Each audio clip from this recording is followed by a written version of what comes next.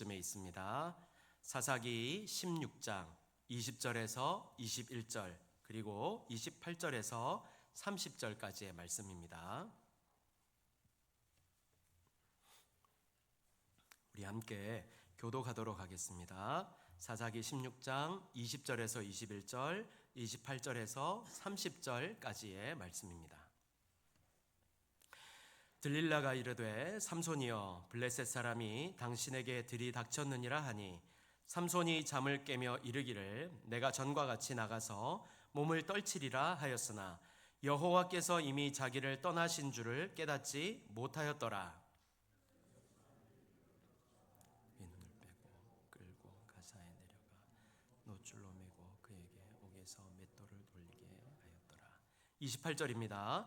삼손이 여호와께 부르짖어 이르되 주 여호와여 구하옵나니 나를 생각하옵소서. 하나님이여 구하옵나니 이번만 나를 강하게 하사 나의 두 눈을 뺀 블레셋 사람에게 원수를 단번에 갚게 하옵소서 하고 손이 집을 버틴 두 기둥 가운데 하나는 왼손으로 하나는 오른손으로 껴 의지하고.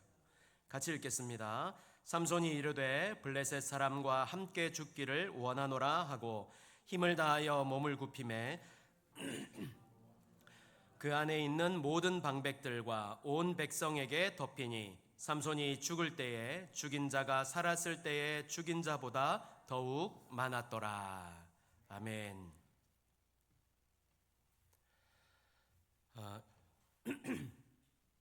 여러분 슈퍼맨을 아시지요?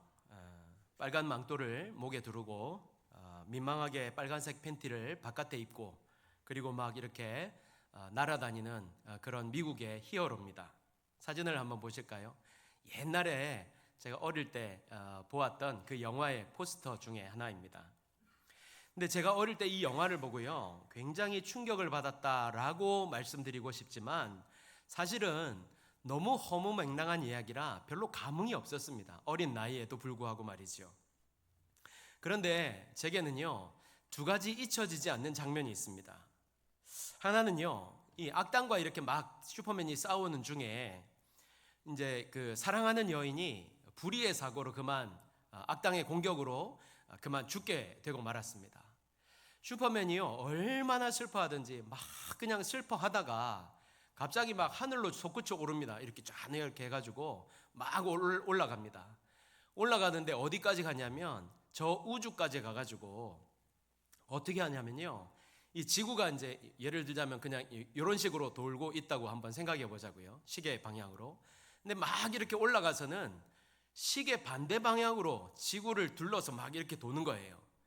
얼마나 빠르게 도는지 막 이렇게 빠르게 도니까 지구가 이렇게 돌아가는 게 아니라 다시 이렇게 반대 방향으로 이렇게 돌아가더라고요. 반대 방향으로 돌아가고 몇 차례를 돌아가고 난 뒤에 슈퍼맨이 다시 이게 지구로 내려오니까 그 사랑하는 여인이 죽지 않고 산 그 시간으로 돌아왔더라고요. 말도 안 되는 얘기죠. 알고 있습니다. 저도. 네, 너무 말도 안 되는 얘기라 그 당시에 저는요 이 말도 안 되는 얘기였음에도 불구하고 이게 오히려 충격이었습니다.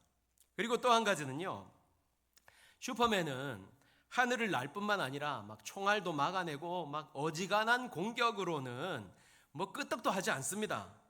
그런데 한 가지 치명적인 약점이 있는데요 그것은 이 슈퍼맨이라는 사람이 클립톤 행성이라는 데서 왔는데 그 클립톤 행성에서 그 가져온 돌이 클립톤 뭐였는데요 그 돌을 가까이 대면 이 슈퍼맨이요 힘을 못 쓰고 무슨 이렇게 데쳐놓은 시래기 마냥 푹 이렇게 이래가지고 힘 못 쓰고 이렇게 있는 그런 장면이었습니다. 악당이 막 이 돌을 가지고요 막 펄펄 날아다니는 슈퍼맨 가까이 가면 슈퍼맨이 그때부터는 힘을 못 쓰는 거예요. 그러니까 아무리 대단한 능력을 가진 히어로라고 해도 이제 약점은 있다. 이걸 지금 제가 말씀드리려고 하는데요. 그런데 여러분 우리는 어떤가요? 뭐 비교할 수 없지요. 어떻게 능력자와 연약한 인간을 비교할 수 있겠습니까? 우리 인간은요 연약한 것이 한두 가지가 아닙니다. 그렇다면 이렇게 뭐 약점투성이의 우리가 어떻게 이 험한 세상을 버티며 이기며 살아갈 수 있을까요? 우리처럼 연약한 존재들도 꼭 뭐 슈퍼맨 이런 건 아니지만 힘있게, 정말 성경에서 말씀하시는 힘있게 살아갈 수 있는 그 방법은 무엇일까요? 오늘 성경은요, 당시 이스라엘의 히어로라고 불려도 손색이 없을 만한 한 인물을 소개하고 있는데요, 세상에서 가장 강했지만 동시에 가장 처참하게 그리고 허무하게 무너졌던 이 사람의 삶을 통해서 연약한 우리가 정말로 생명력 있게 살 수 있는 비결, 하나님이 주시는 그 회복의 은혜가 어디에 있는지를 함께 살펴보고 도전을 받을 수 있는 귀한 시간이 되었으면 좋겠습니다. 오늘 본문에 등장하는 사람은요, 앞서도 그 성경을 통해서 보았지만 우리가 너무나 잘 알고 있는 삼손입니다. 삼손. 여러분, 삼손하면 무엇이 떠오르십니까? 천하장사, 힘센 사람, 유혹에 약한 사람, 이렇게 등등 들 수 있겠지요. 맞습니다. 삼손은요, 힘이 굉장히 센 사람이었습니다.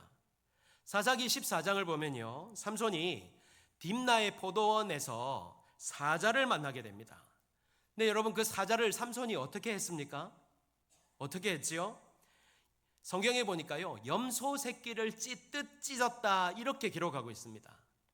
여러분, 제가 이 원고가 여기 있는데요, 이 원고도요, 이 종이도 많이 있으면 찢기 힘듭니다.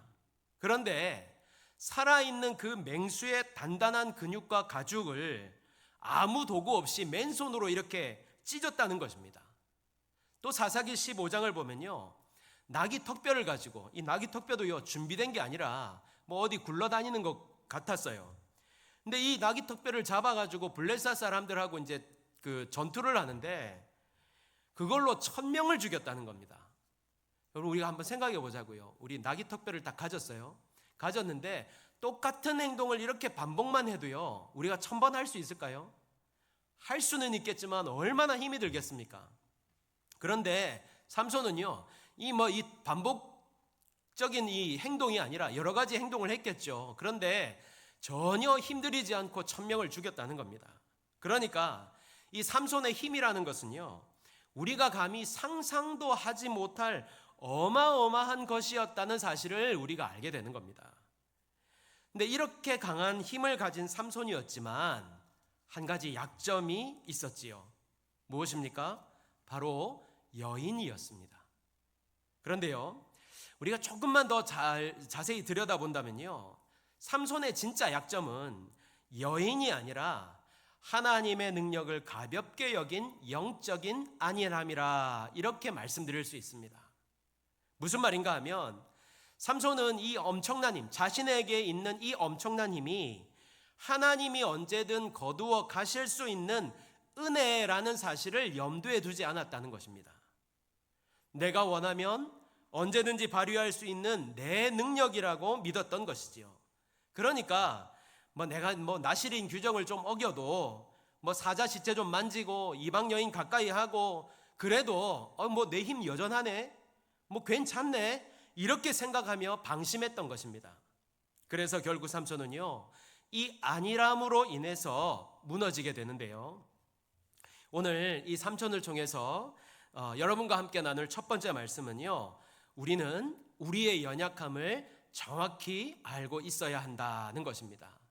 좀 더 구체적으로 말씀드리면 우리의 약점이라고 할 수 있죠. 고대 그리스 전설에 아킬레우스라는 사람이 있습니다. 이 사람의 어머니 테티스는요, 아들을 무적의 전사로 만들기 위해서 갓 태어난 아기의 이 발목을 잡고 신비한 강물에 아기의 몸을 담궜습니다. 이 강물이 닿는 아기의 몸은요, 당시 칼이라든지 창이 뚫지 못하는 이 강철 피부가 되었습니다. 그런데요, 딱 한 곳, 강물이 몸에 닿지 않는 곳이 있었는데 그곳이 바로 그의 어머니가 붙잡고 있던 아이의 발목이었습니다. 근데 좀 이상하지요? 발목을 잡고 이렇게 넣었단 말입니까? 애를, 갓난아기를. 좀 이상하지요? 근데 어쨌든 이 아킬레우스는요, 자라나서 전쟁터의 전설이 됩니다. 수많은 적군들이 달려들어도 그의 몸에는요 상처 하나 낼 수 없었습니다. 그래서 그는요 스스로를 천하무적이라고 생각을 했고 당시 모든 사람들도 다 그렇게 생각을 했습니다. 그런데 이 사람의 최후는 어땠을까요? 골리앗 같은 어마어마하게 크고 용맹한 장수하고 막 맞붙었다가 장렬하게 최후를 맞이했을까요?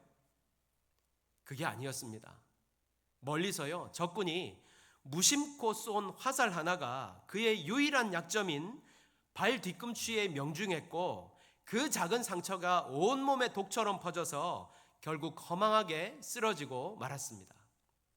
여러분, 이것이요 약점의 무서움입니다. 아무리 작은 것이라 할지라도 그 약점이 파괴되면요 전부가 무너질 수 있는 것입니다.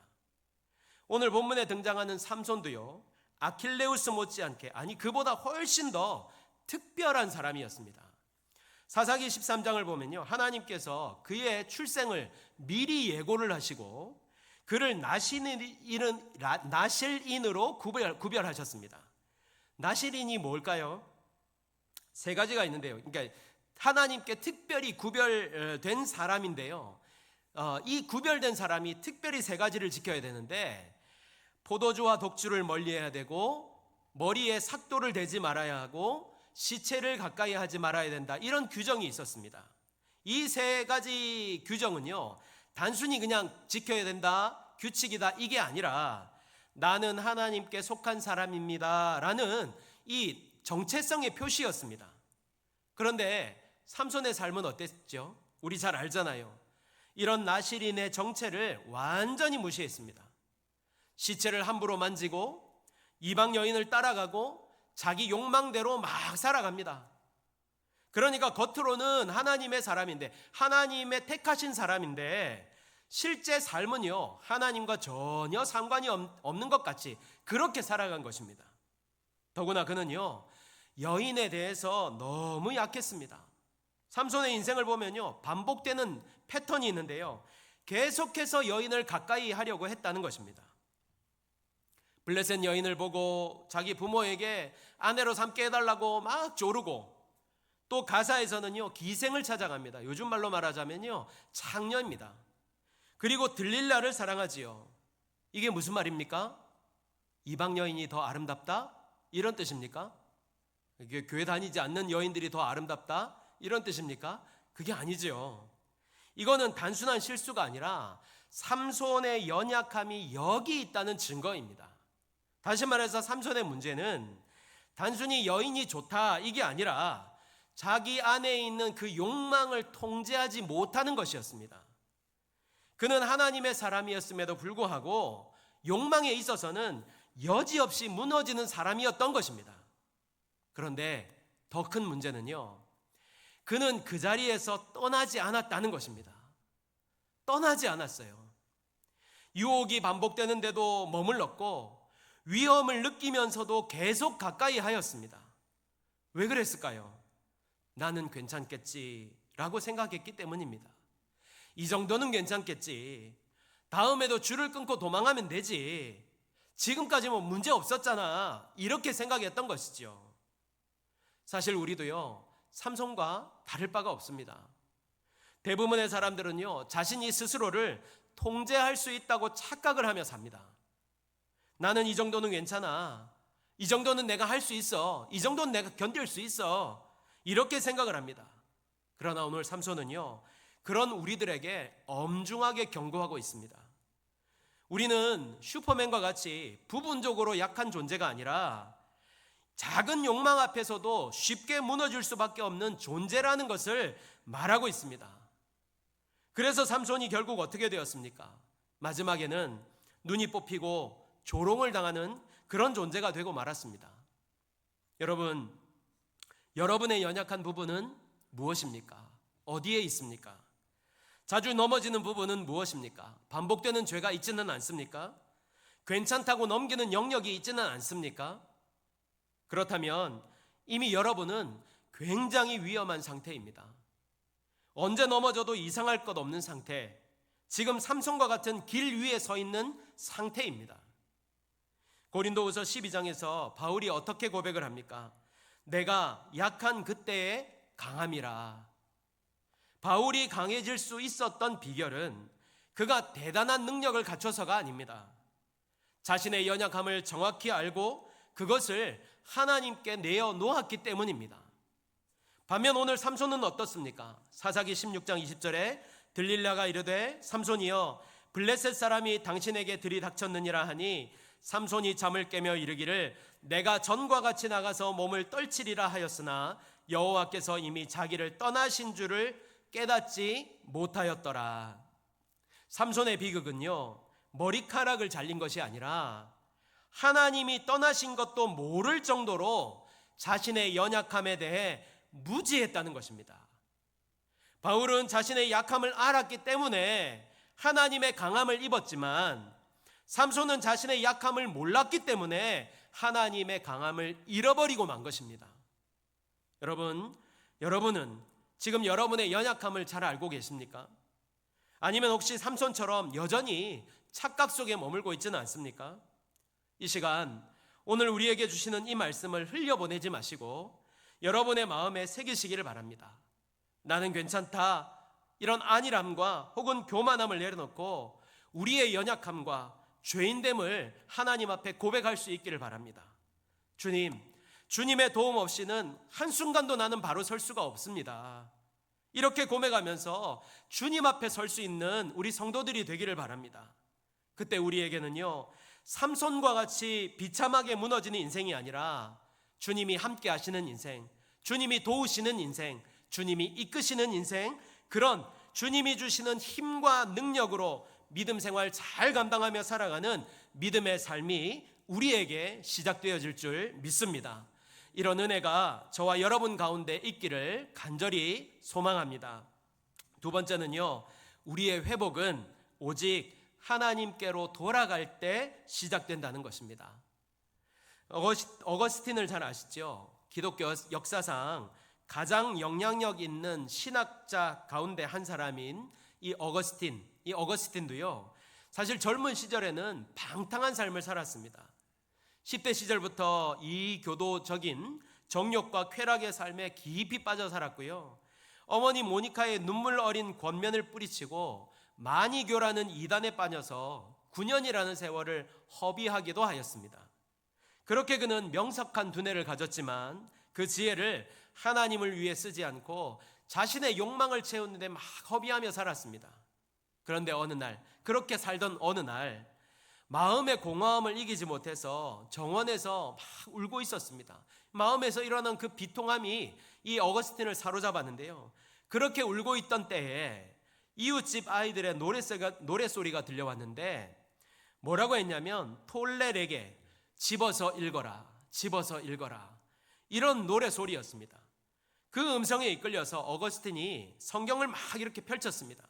성경을 이렇게 펼쳤는데 그의 눈에 들어온 말씀은요, 로마서 13장 13절에서 14절 말씀이었습니다. 낮에와 같이 단정히 행하고 방탕하거나 술 취하지 말며 음란하거나 호색하지 말며 다투거나 시기하지 말고 오직 주 예수 그리스도로 옷 입고 정욕을 위하여 육신의 일을 도모하지 말라, 이 말씀이었습니다. 이 말씀을 보는 순간 어거스틴의 영혼이 살아나기 시작했다고 합니다. 그는 즉시 자신의 방탕한 과거를 청산하고 하나님께로 돌아왔습니다. 하나님께로 돌아온 어거스틴은요, 이후 기독교 신학의 기초를 세운 위대한 성자가 될 수 있었습니다.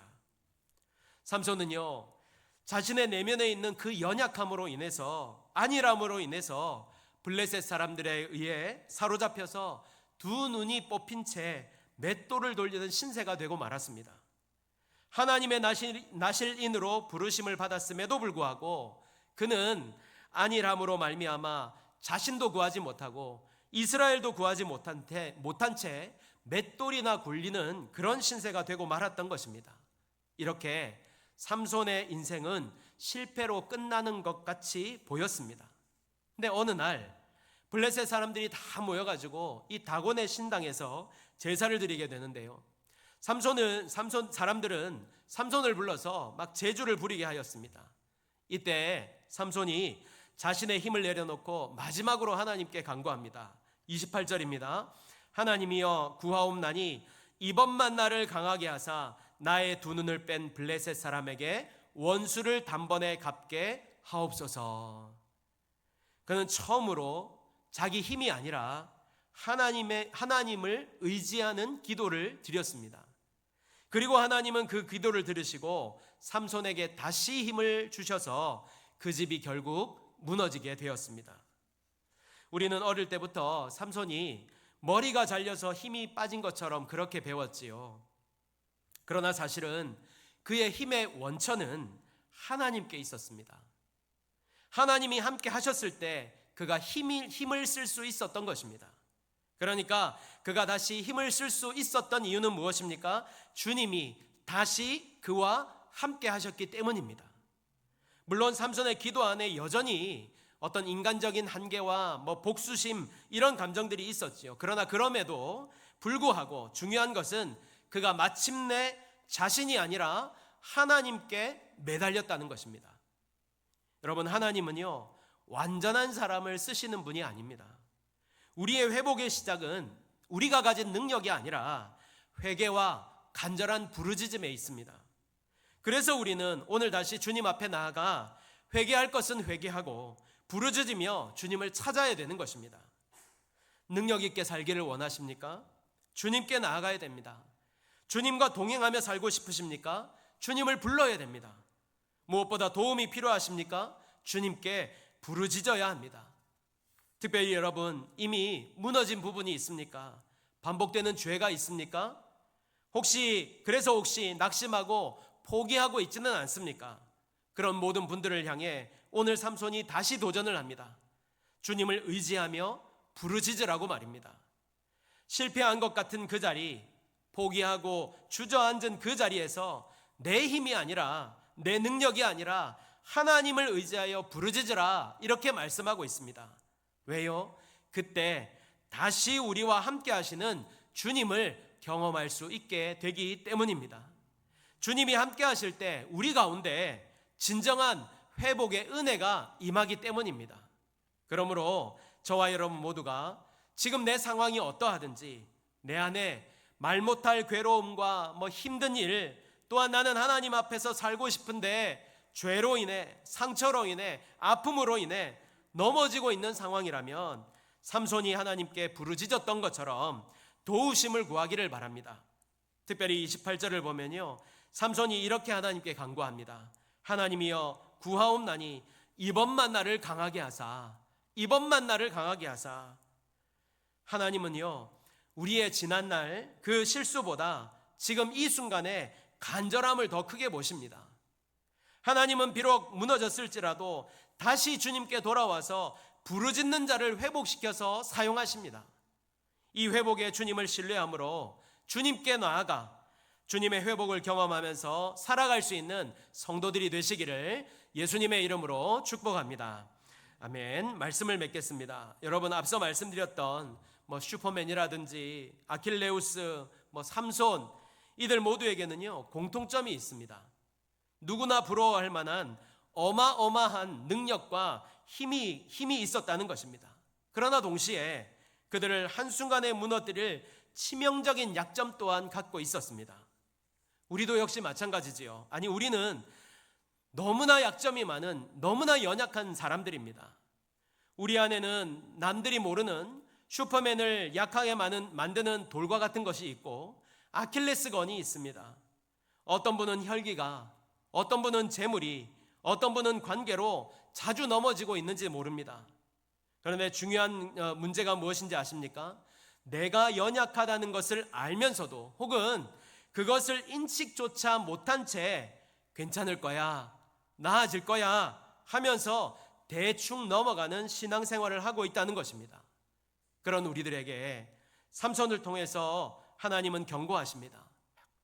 우리의 연약함을 인정해야 하고 그 연약함을 주님께 내어놓아야 한다고 말입니다. 왜 그렇습니까? 그것을 그냥 놔둔다면 결국 우리의 영적인 눈이 뽑히고 맷돌이나 돌리는 그런 무기력한 인생, 이름뿐인 신앙생활을 할 수 있게 되기 때문입니다. 여러분, 지금 여러분 가운데 어떤 것이 가장 연약한 부분입니까? 반복되는 죄입니까? 마음의 상처와 괴로움입니까? 관계입니까? 그로 인해 지금 겉으로는 신앙생활 잘하는 것 같은데 신앙의 그 정리, 삶의 정리가 잘 안 되고 있지는 않습니까? 그렇다면 어떻게 해야 될까요? 우리는 삼손의 오늘 이 부르짖음을 기억해야 됩니다. 오늘 삼손은 마지막으로 하나님을 찾았고 부르짖었습니다. 삼손은 모든 것이 끝난 것 같은 자리에서도 하나님께 부르짖었습니다. 그럴 때 어떤 일이 일어났지요? 하나님은 그에게 다시 함께 하시고 일어날 힘을 허락해 주셨습니다. 비록 육신은 쇠하였으나 그의 영혼은 다시 주님을 향해 뜨거워졌고 잃어버렸던 그 나실인의 사명도 다시 살아날 수 있게 되었습니다. 다시 회복의 은혜를 누리게 되었지요. 하나님은 지금도 우리가 삼손과 같이 부르짖을 때 우리에게도 동일한 이 회복의 은혜를 부어주실 줄 믿습니다. 이 믿음으로 우리의 연약함을 인정하고 하나님을 진정으로 찾고 부르짖어 하나님이 주시는 회복의 은혜를 누리며 날마다 살아갈 수 있는 성도들이 되시기를 다시 한번 예수님의 이름으로 축복합니다. 아멘.